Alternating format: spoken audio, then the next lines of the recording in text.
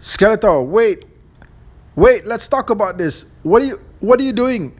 Wait, no, wait, don't do it, man. No, no, no, no.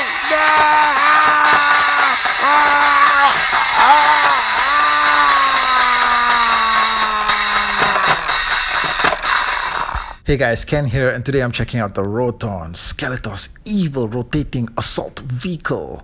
Like the instruction says, just push this beast forward and the blades spin and destroy. The packaging says that the set contains 1 vehicle and 3 accessories, but isn't it supposed to be 4?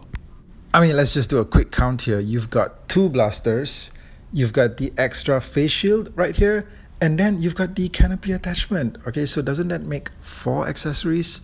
I mean, is my math correct? The box is filled with Easter eggs in the artwork of unreleased product. Okay, here it says Roton Evil Assault Vehicle, but the picture is that of Screech just flying about, alright, waiting for the day he can fly into your collection. Over on this side, just a magnificent shot of Eternia's Snake Tower, and at the bottom here, He-Man in the Road Ripper just trying to catch up to the Roton. The widescreen artwork on the back shows Skeletor continuing his rampage straight from the ground and into the skies. It says whether on land or in the air, the Roton and its spinning blades carve a path of destruction. And as you can see around him, there's plenty of things in the sky here for Skeletor to destroy, like Stratos here. Stratos must be destroyed. Also in the background, we have a shot of Point Dread and the Talon Fighter. Okay, the Talon Fighter is just chilling there. He hasn't received the signal yet to intercept the Roton. When's the signal coming, guys? I mean, the Roton's already here. Also in the box here, we've got lots of pictorial instructions. It says here, attach faceplate to intimidate enemies. Yeah, right. Don't you mean make them collapse from laughter? Because the faceplate is pretty silly looking, okay? And then it also says here, attach roll cage to protect pilot. Now this roll cage or canopy, don't you think that it's got a lot of open spaces there? I mean, a lot of enemy fire can make its way through, right? To blast the pilot's head clear off. Now this last one here is a bit confusing. It says remove blasters for surprise attacks. Why? Why would you want to remove the blasters? Okay, shouldn't you be attaching the blasters for attack? Guys, these instructions could be confusing for kids. Please look into it. Guys, after months of seeing all those photos online, it's finally here, the Roton, and it rotates! It rotates! You know, this vehicle has been getting a lot of flack online. I've seen people saying that it's too small, too weird, too round, too this, too that, blah, blah, blah, waka, waka, waka. But honestly, for a vehicle that's designed for the MOTU Origins line and for the Origins scaled figures, it's okay. I mean, I'm not saying that it gets a complete pass, but it's okay. Something about the Roton, when I look at it, it kind of looks like a deranged ladybug to me. You know, a ladybug? Yeah, but just one that comes with saw blades. If a food and beverage company ever wanted to do a tie-in and make a Roton-shaped noodle bowl, I think that it will be a sellout, man. I would buy that, okay? I would buy a Roton-shaped noodle bowl, okay? Something for you to eat, like, you know, wonton noodles out of. Once again, I'm left wondering, is the Roton a living thing? Because those eyes do not look cybernetic. Those eyes look freaking alive. Is there a continuity that establishes that the Roton is in fact partly a living entity? Let me know in the comments. I really do like the plastic quality and the paint applications that are on the Roton here. It's high quality, the plastic feels solid, and the paint applications are glossy. This is fantastic. Why can't all the vehicles feel and look like this? Remember last year's Wind Raider? That thing was like a soft bathtub toy, alright? You know, I want all the MOTU vehicles to be of this kind of plastic quality. And you know what? The blades are fantastic, alright? These blades are very sturdy. I think I talked about it in one of the earlier videos where my vintage Roton, the one that I originally had, it broke off in like multiple places because the blades were just too fragile, but these feel solid. Now, I wasn't really sure what to expect when I picked this thing up in my hands, but I gotta say that I'm very happy. This thing does feel like a solid piece of work. The Roton comes soaked with stickers. It's just blanketed all over with decals. And thank you to all that is good and righteous that the stickers come pre-applied, okay? Because I ain't gonna be applying this many number of stickers, okay? No, man, that ain't for me, all right? So thank you. Strangely, for as many stickers as this thing comes with, there isn't any within the control panel or any place else within the cockpit. So that's weird, okay? Doesn't this thing have like some kind of a guidance system or something? Isn't there like a screen at least within the vehicle? The underside of the vehicle also looks good. There's some detailing here. It also feels very nice and sturdy. Now, the central wheel free rolls, okay? It just rolls freely, just like that.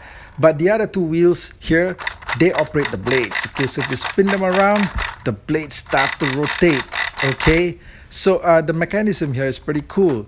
And, it does get pretty addictive. Yeah? Yeah. Yeah. Now here are the two lasers, the laser blasters that this vehicle comes with. They're red. There is some detailing on them. However, these are bendy, all right? You bend them like a rubber. I don't understand why aren't these solid pieces. I could go into the dollar store right now and get like a knockoff Transformer toy, and those have solid weapons, okay? Not bendy weapons, but solid weapons. Why does an official release like this come with solid weapons? Why does it have to be bendable? All right, come on. For the price that we're paying, for the price they're charging for this, does it need to be rubber? Here's the face shield that the Roton comes with. The face of your nightmares. Oh, the source of your laughter, okay?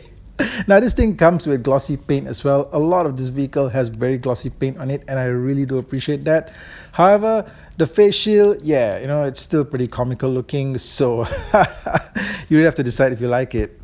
Okay, and lastly, we've got the canopy, the roll cage. Now, this thing has got some sculpted details worked into it right over here. I'm not sure what are those supposed to be, but they look pretty demonic. And it does come with glossy paint. That's nice. However, the problem is the sections of the cage here. These are very soft. Okay, look at them. Okay, they're like a spring. Okay, why can't these have been sturdy instead? All right, I don't know which will crack worse. Okay, the stuff that feels like this, or the sturdier stuff, all right? But either way, yeah, I'm not happy with this being so soft. Okay, so you attach the laser blasters to the vehicle like this. They go in there, pretty snug fit, go all the way in. And, the vehicle does look better, all right? The vehicle does look better with the lasers in front like that. So, if the saw blades don't cut you down, the lasers will, yeah? Okay, then you want to pop a Skeletor figure, an Origins-sized Skeletor figure into the driver's seat. And as you can see, Skeletor fits in there really well. He's very comfortable, and he can comfortably hold on to the handles. Okay, not like, with the Land Shark, where he was always leaning off to one side. But this one, they got it just right. Okay, he's just sitting back comfortably. You can even have him just leaning his head back like that, just chilling back. Okay, the face shield. You got these two slots here in the front of the vehicle. These pair up with the slots on the back of the face shield. You just pop it right in there, okay? And it just fits in the front just like that. Very snug, all right? That's it.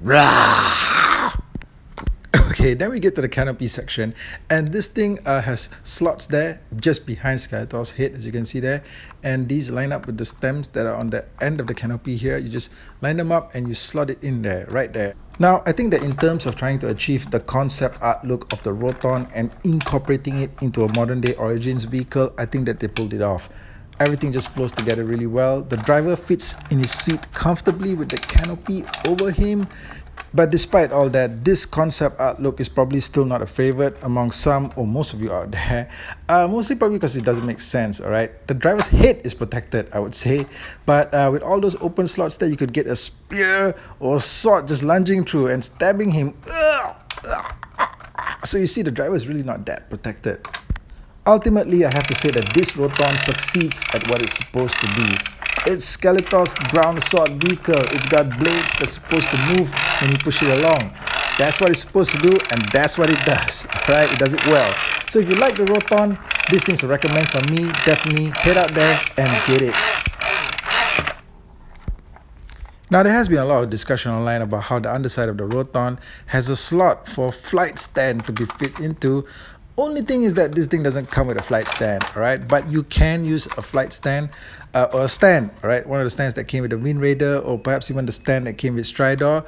You can use the plug on the stand there and just fit it into the underside of the Roton, and you can just prop it up in hover mode, all right? So just plug it right in there, just into the slot right there. It fits very well, and I'm actually surprised that Roton's pretty heavy. I think it's heavier than the Wind Raider. And it actually holds up very well in hover mode on this stand. The stand is actually really good quality stuff. It really holds up the Roton, and it does look great. Now, why doesn't the Roton come with a flight stand of its own? It should, right?